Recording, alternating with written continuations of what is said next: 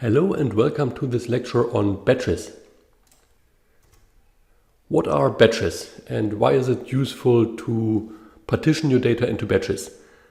It is actually the easiest to understand if we take a look at the problem.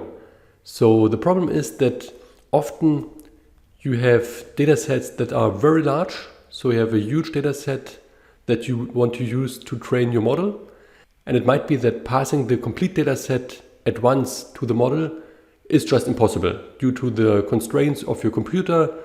In these cases, it's very good if you partition your data and that you rather provide smaller bytes to the model. And this is what is called batches.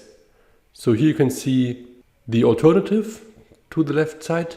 So now we are not taking the complete dataset and pass it to the model, but instead we are passing it in batch 1, which is just having a fraction of all data.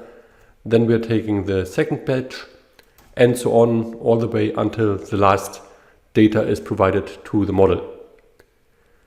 But now you might ask, well, it might be a good idea to partition the data into batches, but what is actually the optimal batch size? Because you can imagine the batch size can vary between 1, then you have the complete data set, to providing each individual data point to the model.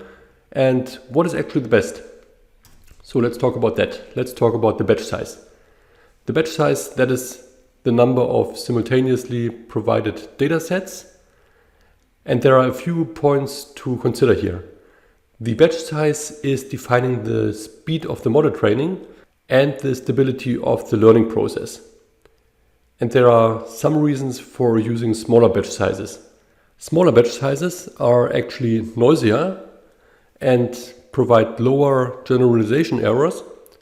And like I said earlier, it's easier to pass a small batch size of training data because then you don't run into constraints with your memory, either CPU or GPU. And just to provide some best practices, what are typical batch sizes? The typical batch size is somewhere in between 1 and 512. And often you can see that the batch size is just a multiple of 2.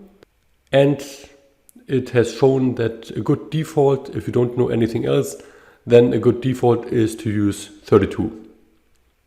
That was our short excursus on batch sizes. Thank you very much and see you in the next lecture.